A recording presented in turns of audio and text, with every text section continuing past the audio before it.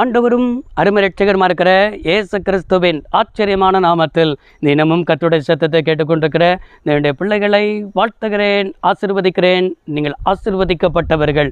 இந்த நாளிலும் கூட கர்த்தர் உங்களை எவ்வாறு மாற்ற விரும்புகிறார்.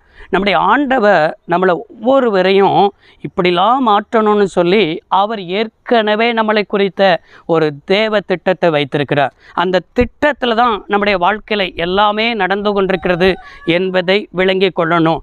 கர்த்தர் சில காரியத்தை குறித்து நம்மளை சிட்சிக்கிறாரா, அது நம்முடைய குடும்பத்தில் நடக்கிறதா இல்லைன்னா நமக்குள் நடக்கிறதா, நீங்கள் பாக்கியவான்கள் என்பதை என்ன செய்யணும், விளங்கி கொள்ளணும். எலிப்பாஸ் அன்றைக்கு யோபுவுக்கு பிரதித்தரமாக யோபு 5ஆம் அதிகாரம் 17வது வசனம், தேவன் தண்டிக்கிற மனுஷன் பாக்கியவான், ஆகையால் சர்வ வல்லவருடைய சிட்சையை அற்பமாக எண்ணாதே என்று சொல்லி யோபுவுக்கு பிரதித்தரமாய் சொல்லுகிறதை பார்க்க முடிகிறது.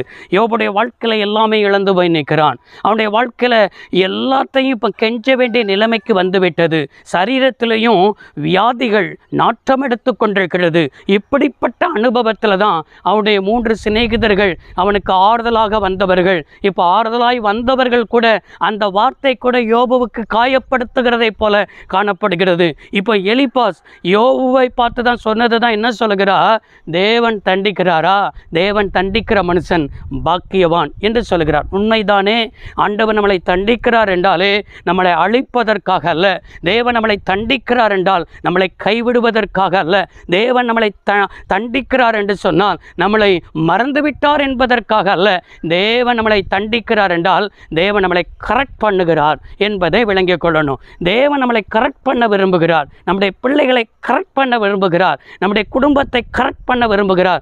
அவர் கரெக்ட் பண்ணுகிறார்னா அந்த கரெக்ட் பண்ணுவதில் நீங்கள் ஒப்பு கொடுக்கணும், உங்களை நீங்கள் அர்ப்பணிக்கணும் என்பதை ஆண்டவர் எதிர்பார்க்கிறார். சர்வ வல்லவருடைய சிட்சையையும் அற்பமா எண்ணாதே என்று சொல்லப்பட்டிருக்கிறது. ஆண்டவர் கரெக்ட் பண்ணணும் அப்படின்னா சில காரியத்தை சிட்சிக்க தான் செய்வார். அது நம்மளை என்ன செய்யும், காயப்படுத்த தான் செய்யும். அந்த நேரத்தில் போய் ஆண்டவர்லாம் எனக்கு இப்படி செய்கிறாரு, நான் ஆண்டவருக்கு என்ன குறை வச்சேன், ஆண்டவருக்கு ஒரு குறையும் வைக்கலையே, நான் நல்லா தானே இருந்தேன். யோபு பக்தனுடைய வாழ்க்கையில் என்ன செஞ்சான்,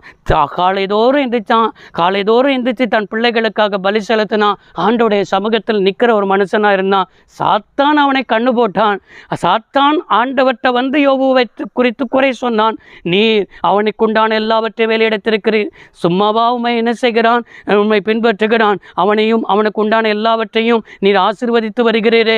இப்படிலாம் கண்ணு போட்டது நிமித்தமாக தான் சாத்தான் கையில் ஆண்டவர் யோபுவை விட்டு கொடுத்தார். விட்டு கொடுத்தது என் பக்தன் யோபு, என் தாசன் யோபு எனக்கு உண்மையாக இருப்பான், அவன் கடைசி வரை என்னை மறுதளிக்க மாட்டான் என்பதற்காக தான் விட்டு கொடுத்தார். ஆனால் உண்மையிலே ஆண்டவர் வைராக்கியமாக இருந்தவன் தான். அவர் என்னை கொன்று போட்டாலும் அவர் மேல் நம்பிக்கையாக இருப்பேன் என்று சொன்னவன் தான். ஆனால் சூழ்நிலை எதிர்மறை மாறும் பொழுது, எல்லாரும் அவனுக்கு எதிரடையாய் பேசும் பொழுது, நண்பர்களும் எதிரடையாய் பேசும் பொழுதும், சிறு பிள்ளைகளை கூட கெஞ்சுகிற நிலைமைக்கு தள்ளப்படும் பொழுது கூட பிறந்த நாளை சபிக்கிறான். நான் ஏன் பிறந்தேன், இந்த நாள் இல்லாமல் இருந்தால் நன்றாக இருக்குமே என்று சொல்லி ஆண்டவர் சிட்சிக்கும் பொழுது நாம் அதை முறுமுறுக்கக்கூடாது, ஆண்டவரை கேள்வி கேட்கக்கூடாது, ஆண்டவருக்கு விரோதமாக நிற்கக்கூடாது. அப்படி நிற்க என்ன ஆகும் தெரியுமா, ஆண்டவர் மௌனமாகவே இருப்பார், ஆண்டவர் வேதனைப்படுவார், ஆண்டவரை நம்ம காயப்படுத்துவோம். ஆனால் எப்பொழுது தேவரீ சகலத்தையும் செய்ய வல்லவர், நீ செய்ய நினைத்தது தடைபடாது என்று அறிக்கையிட்டானோ,